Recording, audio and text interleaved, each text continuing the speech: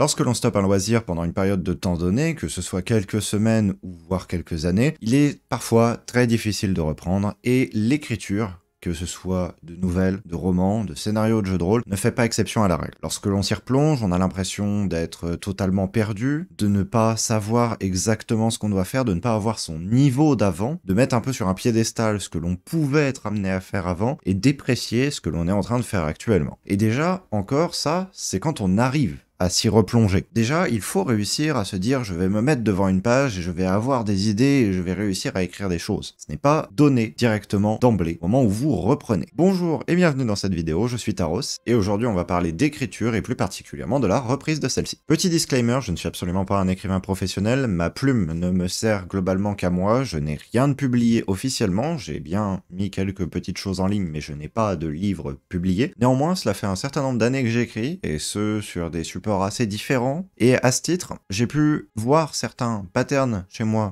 en termes de reprise d'écriture, et j'ai complété ça avec quelques sources que je vous mettrai dans la description. Pour moi, il y a 5 phases à mettre dans une reprise d'écriture stable. La première phase va consister à se demander pourquoi est-ce que l'on a arrêté. Parce que en effet, si on ne se pose pas cette question-là, on a de forts risques que quand la situation se repose à nouveau face à nous, on se retrouve à nouveau à arrêter. Est-ce que c'est par un simple manque de temps? Est-ce que c'est par une panne d'idées? Est-ce que c'est par une comparaison à d'autres personnes en ligne, par exemple, qui nous a poussé à nous arrêter? Dans ce cas-là, la manière dont on va résoudre le problème va être différente. On comprend bien que si jamais on est sur un manque de temps, il va falloir tout d'abord en amont aller chercher à négocier possiblement avec des personnes dans sa vie pour dégager un peu de temps pour ce loisir-là, ou alors négocier aussi avec soi-même en mettant d'autres activités un peu plus au second plan. En revanche, si jamais on est sur quelque chose qui va être plus de l'ordre de se comparer aux autres, bien, il va falloir accepter de mettre à distance cela, par exemple, en désactivant des réseaux sociaux. Et ainsi en se coupant du regard qu'on pourrait porter à d'autres pendant qu'on est en train d'écrire, et seulement bien plus tard, une fois qu'on a repris confiance en soi, alors à ce moment-là, on peut réactiver et regarder ce que d'autres personnes font, possiblement pour s'inspirer, possiblement juste parce que bien, on a envie de suivre d'autres personnes dans le milieu. Et ce conseil s'applique pour tout. Je pense par exemple au NaNoWriMo. Peut-être qu'il y en aura certains qui auront fait le NaNoWriMo. Pour contexte, il s'agit d'un mois entier consacré à l'écriture où on doit écrire 50 000 mots au cours d'un mois, ce qui est pour des personnes qui n'ont pas l'habitude d'écrire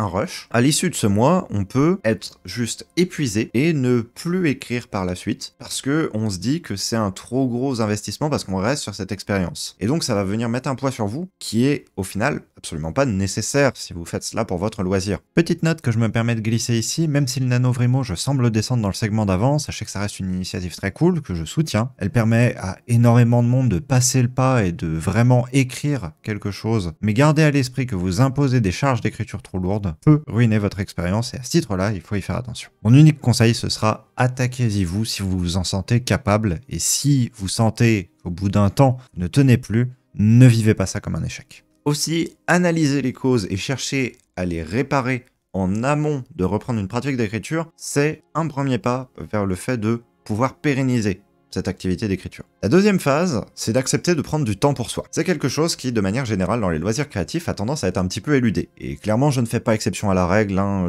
vraiment, je suis le premier à sombrer là-dedans. On a tendance à dédier tout son temps libre à son activité artistique. Parce que on se dit que on va devenir vraiment meilleur comme ça. Et c'est vrai, d'un côté. Parce que c'est effectivement en écrivant que devient meilleur à écrire, parce qu'on apprend mieux à jouer avec les mots. Il faut lire à côté pour pouvoir s'inspirer, pour pouvoir récupérer de nouveaux mots, pour pouvoir récupérer de belles ambiances desquelles s'imprégner. Mais d'un autre côté, il faut aussi beaucoup écrire pour pouvoir écrire mieux. Le problème, c'est que dans tout ça, le temps pour soi, vraiment, donc on se déconnecte de ces activités-là, bah des fois il n'existe pas beaucoup. Il existe des fois tellement peu que, bien, on va rentrer par exemple de son travail, se mettre à son activité, on va juste faire une mini pause pour manger et ensuite on va dormir. Je le sais bien, c'est quelque chose que j'expérimente un peu au quotidien, mais c'est quelque chose que l'on peut très bien vivre lorsqu'on est au clair avec ses activités créatives. Quand on est encore dans une phase de reprise et qu'on culpabilise de ne pas se remettre à écrire, là dans ce moment-là, c'est vraiment le moment clé où il faut se dire que non, je n'ai pas à me mettre la pression que je dois écrire, mais plus, je me laisse vivre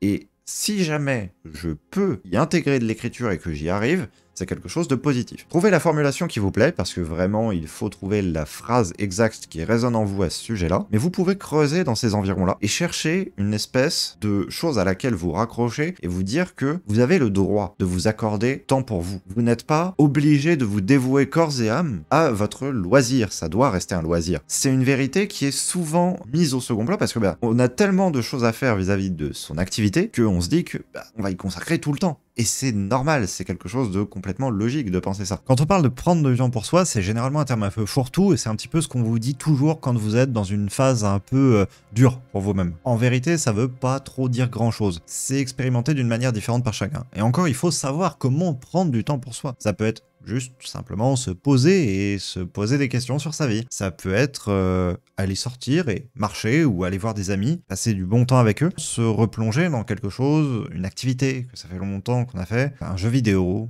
lire un livre, que sais-je encore, mais ça n'a pas forcément à être disjoint de votre activité d'écriture. Ce que j'entends par là, c'est que très bien, vous pouvez vous replonger dans un de vos vieux écrits et vous dire, si jamais je le reprenais aujourd'hui, comment est-ce que je l'écrirais? Parce que se poser les questions des changements, ça vous permet de vous montrer comment est-ce que vous avez évolué en termes de style d'écriture, sans vous avoir à vous confronter directement avec la manière, la technique dont vous allez écrire, vous vous posez les questions, comment est-ce que je changerais ça? Ça vous permet de mettre en place le travail analytique d'écrivain et d'écrivaine avant de vous projeter dans le fait que vous soyez en train de l'écrire vraiment physiquement, que vous soyez face à une page blanche en train de vous dire « mince, qu'est-ce que je suis en train de faire ?» Également, dans cette prise de temps pour soi, il y a la notion de retrouver des sources d'inspiration. Et j'insiste bien sur le fait que ce soit des sources et non pas de l'inspiration. Dire « j'ai retrouvé l'inspiration », je trouve que la phrase est un peu lourde. Mais retrouver des sources d'inspiration, ça veut juste dire « tiens, j'ai ajouté tel site dans les sites que je visite un peu de temps en temps, où en fait, il y a des mots de board qui m'inspirent, qui me donnent envie de créer une petite histoire autour. » Le but, ça va être ça. Ça va être de réintégrer un petit peu de poésie à votre monde. Cette phrase-là, parlons-en. Parce que je l'ai entendue quand j'étais en cours de français il y a maintenant un bon paquet d'années, et vraiment, au début quand je l'avais entendu, j'ai juste énormément foncé les sourcils. Pourquoi? Parce que je me disais, qu'est-ce que ça veut dire de la poésie dans le monde en fait? Je veux dire, je regarde les choses autour de moi et c'est des objets, c'est des personnes. Où est-ce qu'il y a de la poésie? C'est l'idée qu'il y a derrière qui est intéressante à retenir. L'idée, c'est de pouvoir inventer des histoires à partir des objets qu'on va voir, des personnes qu'on va pouvoir croiser. Essayer d'imaginer des petites choses, d'imaginer des petites histoires. Parce que tout est un support à histoire potentielle. Pourquoi est-ce que le barreau de telle grille va être tordu? Ah peut-être que quelqu'un s'est énervé et a donné un énorme coup dedans. N'hésitez pas à partir dans des choses qui soient complètement fantasques. On s'en fiche en fait. C'est juste des choses qui se passent dans votre tête et qui vont en fait peu à peu renforcer une vision créative du monde, vont permettre d'être autant de petites sources d'inspiration et autant de petites sources d'histoire que vous aurez envie de faire passer à travers vos récits. Et ça n'a pas forcément à être des thèses principales de celui-ci, ça peut être juste des petits éléments de décor que vous ayez l'idée d'incorporer parce que vous avez vu une jarre brisée et vous vous êtes dit peut-être que c'est en fait un géant qui a donné un énorme coup de pied dedans en se levant le matin. On n'en sait rien, mais vraiment faites-vous plaisir avec ça. La troisième étape va être de définir une méthodologie de reprise. Parce que oui, reprendre, ok, c'est bien. Reprendre pour un objectif, c'est un petit peu mieux. Et reprendre pour un objectif avec une méthodologie pour ne pas s'effondrer en cours de route, c'est ce qu'il faut. Personnellement, j'en ai deux, mais sachez que vous êtes libre de penser d'autres systèmes, parce que, bien évidemment, chacun voit et vit l'écriture à sa manière. Si vous avez d'autres méthodes, bien évidemment, je vous serai plus que gré de les laisser en commentaire pour d'autres personnes. Pour ma part, soit je recommence par un sous-projet ou un projet annexe à ce que je suis en train d'écrire. Par exemple, si jamais je suis, comme là, en train de travailler sur un recueil de nouvelles, je vais écrire une nouvelle qui n'a pas de rapport avec le recueil, juste pour me refamiliariser avec les codes de la nouvelle et les codes de l'écriture, et ensuite avoir un peu plus de confiance en moi, me relancer à une nouvelle que je vais inclure au projet, accepter l'idée que toutes les nouvelles que je vais écrire ne vont pas être incluses au projet, certaines vont être filtrées, ou alors, sinon, si jamais je suis sur un travail plus long, par exemple un début de roman, je vais en faire la réécriture d'au moins une partie, et me dire que, comme ça, déjà il va y avoir une homogénéisation de style, ce sera pas mon ancien style qui va être utilisé, mais surtout, je travaille à partir d'une trame que j'étends ou que j'altère un petit peu. Souvent, on associe aux méthodologies une notion de fermeture, de choses strictes, de devoir aller droit, alors qu'en fait, ça va pas forcément être le cas. Si jamais vous vous accablez de certaines choses, vous ne les tiendrez pas, vous ne les suivrez pas, mais c'est vraiment dans l'idée de faire en sorte de se ménager un cadre dont les règles vont nous convenir et qui en même temps va nous permettre d'avoir une écriture qui soit productive. Ça peut passer par tout un tas de moyens. Faire une to-do list, se ménager des horaires d'écriture d'écriture, ou même encore simplement se dire que régulièrement, on va échanger avec un ou une amie des morceaux d'écrit qu'on a fait pour avoir son opinion, ou se donner une petite routine. L'idée, c'est de se maintenir sur le long terme, mais pas forcément au jour le jour, d'avoir forcément une activité d'écriture. L'idée, c'est de ne pas s'épuiser sur la distance et être capable, du coup, au quotidien, à la fois ménager les imprévus, mais en même temps, tout de même, avoir la possibilité, si on le souhaite, d'en glisser un petit peu. L'étape suivante va concerner la définition d'un rythme de reprise. La méthodologie est un point, le temps qu'on y accorde en est un autre. Il peut être bien évidemment dépendant du temps que vous pouvez allouer, mais aussi surtout du temps que vous souhaitez donner au sein de ce temps que vous pouvez allouer. Et la manière dont vous allez dépenser ce temps va avoir une importance. Vous avez deux axes sur lesquels vous pouvez jouer. La qualité et la quantité. Par qualité, j'entends le fait d'aller chercher le mot le plus précis pour ce que vous voulez dire, d'aller chercher la phrase qui sonne juste. Et par quantité, j'entends le fait de pouvoir enchaîner des paragraphes pour faire une progression scénaristique. C'est un graphique tout simple sur lequel vous pouvez voir que sur l'axe des abscisses, j'ai mis la qualité et sur l'axe des ordonnées, j'ai mis la quantité. L'idée, ça va être de créer des bornes. Ces bornes, ça va être simplement des droites affines que l'on va faire glisser parallèlement aux axes, le long des axes correspondants. L'idée, ça va être absolument pas de faire une résolution mathématique et de dire oui, on a un tel budget de temps et on a un tel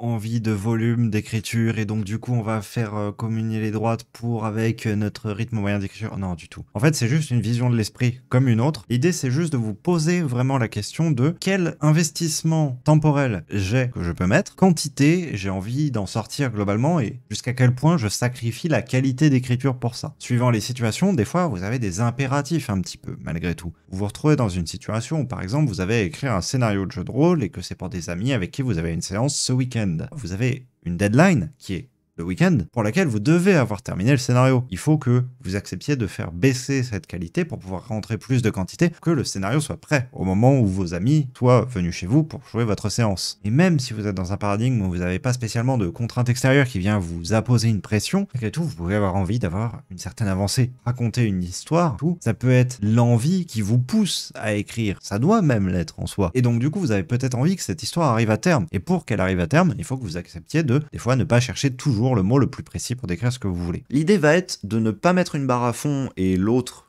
la mettre à 0. Ça n'aurait pas trop de sens, parce que si on se dit que l'on va pousser la qualité à fond, on risque de ne jamais atteindre un sentiment d'achèvement, de jamais arriver au bout de son histoire. Si on cherche la phrase exacte à chaque instant, on va y passer des années et s'épuiser. De l'autre côté, vouloir juste viser la quantité, je pense que je n'ai même pas besoin de trop épiloguer là-dessus. Vous comprendrez que si vous mettez 0 en qualité, si vous écrivez juste les choses les unes après les autres, il y a une difficulté aussi à ressentir une satisfaction de ce que l'on a accompli. La cinquième et dernière étape, c'est de maintenir la pratique. Je vais pas faire comme toutes les vidéos motivation qui vous disent l'histoire des 30, 60 ou 90 jours, je sais plus exactement, que comme quoi si on maintient et qu'on force une pratique pendant cette période de temps, après elle va devenir automatique. Si vous vous forcez à faire quelque chose, c'est que c'est pas quelque chose qui est naturel pour vous. Au contraire, il faut accepter d'une part de se laisser le temps pour, mais d'autre part de se laisser du temps au sein de cela, qui au final ne sera peut-être pas consacré au loisir. Cette règle du nombre de jours est de plus en plus remise en cause d'ailleurs, plus en plus d'études qui tendent à prouver que c'est un peu n'importe quoi. J'ai fait des sprints de 30, 90 jours, etc. Je n'ai jamais réussi à mettre en place une pratique journalière. À chaque fois, je me retrouve à fonctionner par cycle. Et si jamais je me dis, ok, il faut que j'écrive tous les jours, etc., et qu'il y a un jour ou deux, je me retrouve obligé de les faire sauter, ou alors que au bout d'un moment, je me dis, oh c'est bon, j'ai plus besoin de me fixer un truc, c'est entré dans mes pratiques, très rapidement, je me retrouve à arrêter et à culpabiliser sur cet arrêt. À l'intérieur de cette liste de conseils, je glisserai le fait qu'il faut accepter d'arrêter, de prendre une pause sans avoir cette culpabilité. Juste se dire, ok, je suis pas en disposition pour écrire aujourd'hui, bah je n'écris pas. Et ça ne contrevient absolument pas au fait que vous écrivez régulièrement. Une autre idée qui peut peut-être marcher, c'est de varier les pratiques. Ce n'est pas parce que vous avez un projet d'écriture phare et que vous voulez le pousser jusqu'au bout que vous ne pouvez pas avoir à côté d'autres petits projets tels qu'un recueil de poèmes. Rien ne vous empêche d'avoir des projets annexes et de les développer tout autant limite que votre projet principal. Ainsi, ça vous permet de vous éviter de vous lasser de l'histoire que vous êtes en train d'écrire. Et ça vous permet aussi de ne pas mettre aux oubliettes toutes les idées intéressantes que vous vous dites « Ah, celle-ci n'a pas sa place dans le cadre de mon récit ». Et enfin, vraiment, s'il y a une chose qu'il faut retenir de tout cela, c'est faites vraiment très attention au burn-out créatif. C'est quelque chose qui peut arriver extrêmement vite, qui peut être très violent et qui peut totalement vous ruiner vis-à-vis de votre capacité à écrire et de votre capacité à maintenir une écriture sur le long terme. Si vous commencez à vous sentir épuisé, si vous sentez que vous commencez à manquer d'inspiration, si vous sentez que vous continuez à coucher des choses sur le papier mais cela ne vous procure plus un sentiment d'achèvement au moment où vous terminez un paragraphe ou un chapitre, prenez une pause. Prenez du temps pour vous, prenez du temps pour réavoir une envie vraiment prenante de vous relancer dans le projet et ne forcez pas. Ne cherchez pas à aller chercher les dernières miettes de volonté qui resteront en vous. Sinon, vous allez vraiment déclarer quelque chose que vous pourriez éviter en vous mettant moins d'astreinte et moins de pression. Cette vidéo est à présent terminée. J'espère qu'elle vous aura plu. Elle est faite un peu plus rapidement que d'habitude, on va dire. Il n'y a pas autant de sources, pas autant de recherches que ce que vous avez pu voir sur les épisodes précédents, ni sur les épisodes suivants, justement. C'est pour ça, je prépare des un peu plus gros trucs, donc du coup, j'avais besoin de me dégager du temps. Néanmoins, j'y ai quand même mis du cœur et j'espère que ça se ressentira et que quelques conseils vous auront été utiles. Quoi qu'il en soit, si jamais vous avez tenu jusque-là et que vous avez apprécié ce contenu, n'hésitez pas à vous abonner, à liker, à laisser un petit commentaire, bien évidemment. Toutes ces petites choses-là qui aident énormément. Si jamais vous voulez venir discuter de ces sujets-là directement avec moi, sachez que vous pouvez rejoindre le Discord qui se trouve en description, ou alors sinon, venir me coincer un petit peu de temps en temps sur Twitch, quand j'y suis. Et je pense que j'ai fait le tour. Je vous dis à très bientôt pour de prochaines vidéos. C'était Taros. Salut, salut!